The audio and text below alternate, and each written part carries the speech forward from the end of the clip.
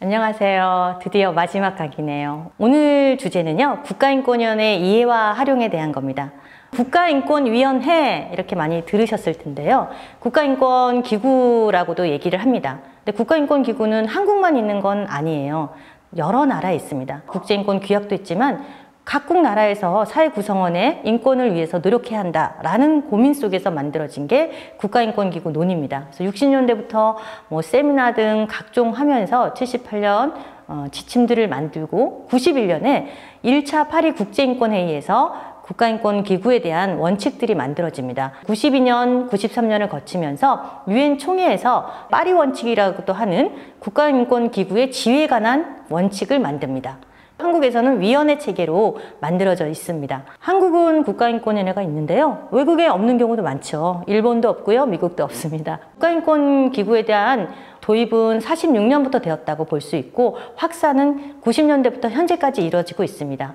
국가인권기구에 관한 원칙인 파리 원칙에서 국가인권위의 역할에 따른 4가지 원칙이 있습니다. 첫 번째는 독립성인데요. 법적으로나 운영적으로나 독립성이 있어야 한다는 게 첫 번째고요. 재정적인 독립성도 있어야 한다. 그러니까 재정을 주지 않고 어떻게 조사활동을 하겠어요? 가능하지가 않죠. 그리고 임명 과정상의 독립성이라고 얘기합니다. 일하는 직원이나 인권위원들을 독립적으로 해야 한다. 그런 것들이 임명 과정상의 독립성이고요. 구성을 통한 독립성, 독립적인 지위를 가진 사람들이 결정할 수 있도록 해야 한다는 것이 파리 원칙의 내용입니다. 파리 원칙의 내용이 구체적으로 실현된 것은 93년 6월 세계 비엔나 대회에서입니다. 한국에서는 97년에 김대중 대통령이 국가인권위원회 설립을 대선 공약으로 했어요. 그래서 인권 시민사회 단체들이 98년부터 계속 운동을 했고요. 99년 4월 그리고 2000년 12월까지 국가보안법 폐지와 국가인권위원회 설립을 위한 노숙 단식 농성을 하면서 아주 본격적으로 이루어집니다. 2001년 4월에 인권위법을 통과했고요. 2001년 11월에 인권위가 발효를 하죠. 인권위의 중요한 것들 중에 하나는 이런 특성이 있습니다. 첫 번째로는 국가가 인권보장 책무를 이행하기 위해서는 내부 어떤 반성장치라는 측면입니다. 국가기구니까요. 국가가 국가기구를 감시하는 것이니까 그 역할은 굉장히 크겠죠. 그리고 두 번째로는 국가로부터 독립됐으니까 누구랑 협력을 해야 돼요? 시민사회랑 협력을 해야 되는 거죠. 왜냐하면 장애인 인권운동하는 단체가 혹은 장애인 당사자들이 침해받는 내용, 그래서 필요한 것이 무엇인지 그 제도에 대해서 잘 알 거 아니에요. 그래서 국가인권기구지만 시민사회의 협력으로 국가기관을 견제하고 인권정책을 만들어야 한다. 그래서 협력을 중요시하는 것이 중요한 성격 중에 하나입니다. 그럼 세 번째로는 국가인권기구지만 국제인권기준에 따라 만들어진 거거든요. 그래서 국제인권기구가 공고를 내리면 그걸 이행할 수 있도록 해야 되기 때문에 준국제기구라고도 합니다. 국가로부터 침해받건 혹은 제3자로부터 침해받던 자기의 권리를 구제받는 게 사법기관이잖아요. 근데 사법기관은 여러분 아시겠지만 대법원까지 갈 때 10년이 넘게 걸리는 경우도 있습니다.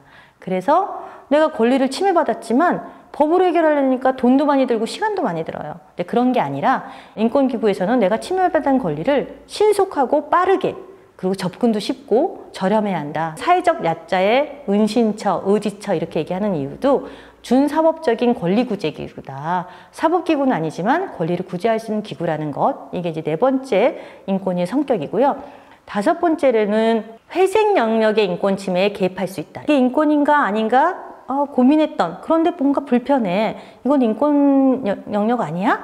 라고 얘기하면서 인권의 논리, 인권의 가치를 학대하는 겁니다.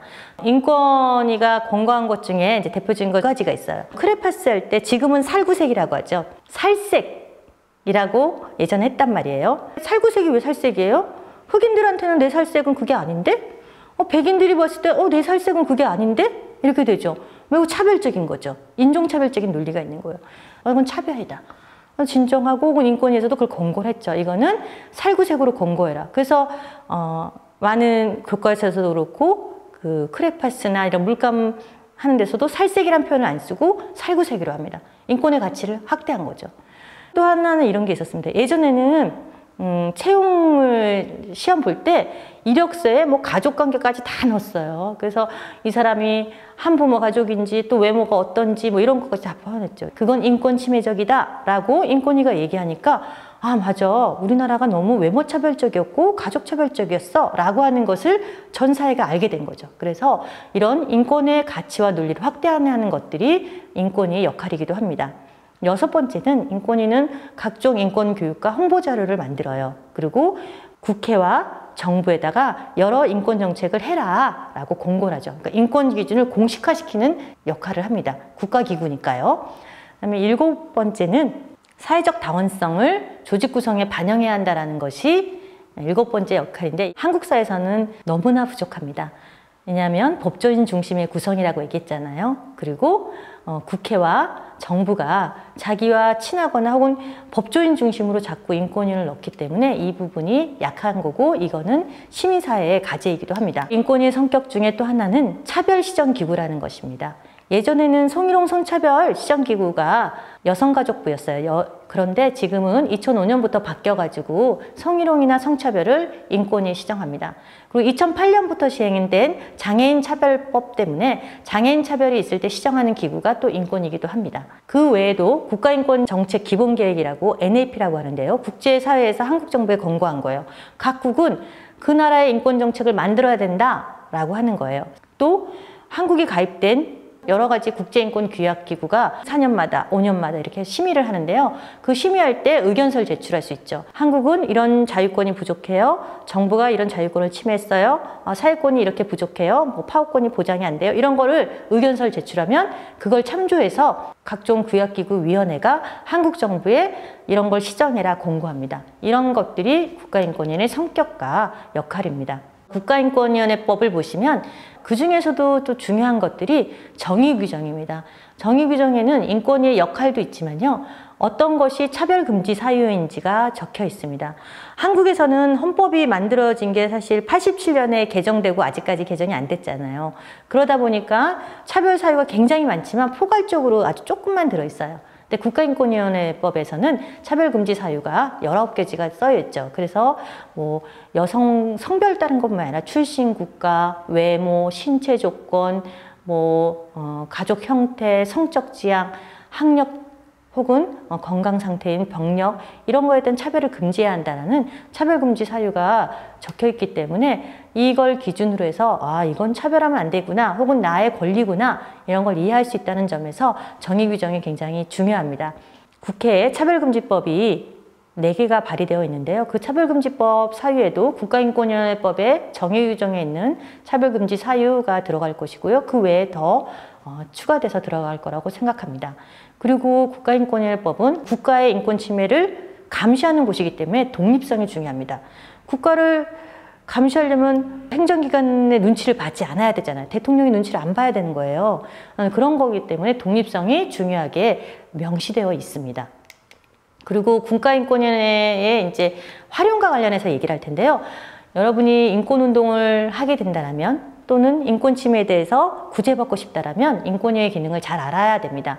한국 국가인권위원회는 국제사회에서 굉장히 초기에 많은 관심을 가졌습니다. 왜냐하면 이렇게 4가지 기능이 다 있는 국가인권기구가 없거든요. 조사구제 기능과 정책기능, 그리고 교육기능, 협력기능 이렇게 4가지가 있습니다. 조사구제라는 건 내가 인권 침해를 받았어, 내가 차별받았어 했을 때 진정을 하면 그걸 조사하는 게고요. 정책기능이라는 거는 인권정책과 관련해서 정부에 공고할 수 있는 거죠. 그리고 교육은 인권과 관련해서 좀 알고 싶어야 할 때 교육을 하는 거고요. 협력은 앞서 얘기했던 대로 인권 기구의 중요한 역할 중에 하나인 시민사회의 협력을 통해서 사업을 해야 한다는 거죠. 이 4가지를 여러분들이 잘 알아두시면 활용할 수 있습니다.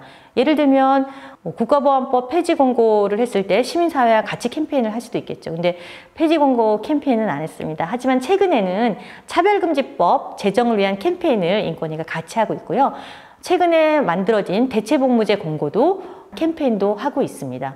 국가인권위원회 기능을 잘 활용해서 인권위가 할 수 있는 공신력 그리고 재원 이런 것들을 시민단체, 인권단체가 잘 활용하면 인권을 증진시키는 데 큰 역할을 할 수 있을 거라고 생각합니다. 대표적인 좀 인권위의 직권조사와 관련해서 말씀을 드릴 텐데요. 대표적인 거는 이런 게 있습니다. 2002년에 서울지검 피의자가 사망했을 때 검찰을 대상으로 했어요. 검찰은 무한 권력이 있잖아요. 검찰 조사했다라는 게 굉장히 컸고요. 그다음에 2004년에 경남 밀양에 집단 성폭행 사건이 있었죠. 이 성평등에서 성폭력 사건 굉장히 중요한데 이거와 관련한 걸 했던 게 있고요. 2007년에 한미 FTA 반대 시위에 농민이 사망했고 그 사망 사건은 국가폭력이었고 이 사망 사건과 관련한 조사위원회를 구성했던 것이 큽니다. 그리고 2008년 이명박 정부 때 촛불 집회하던 시민들을 많이 탄압했기 때문에 촛불 시위 직권조사를 했습니다.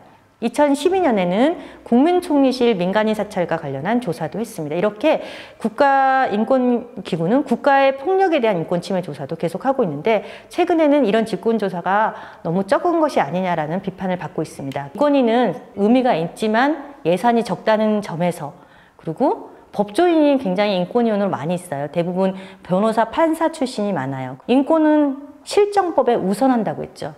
그런데 법조인 중심이다 보니까 법 중심으로 판단하는 경우가 많습니다. 인권의 가치나 국제인권 기준보다는요. 그래서 다양성이 결여됐을 뿐만 아니라 법조인 중심이어서 이걸 탈피해야 한다는 것이 국제사회와 국내 인권단체들의 입장이기도 합니다.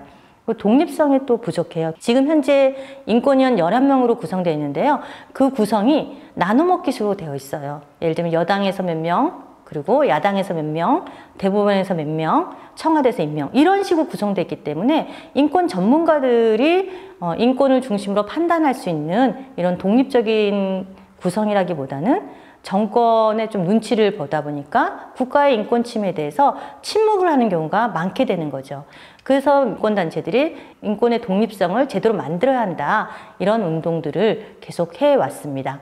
인권위의 혁신을 위해서 국가인권위 혁신위원회가 2017년에 만들어져서 2018년에 혁신위원회가 권고를 했습니다. 권고했던 것은 크게 6가지가 있습니다. 하나는 과거 반성과 재발 방지 대책이 있고요.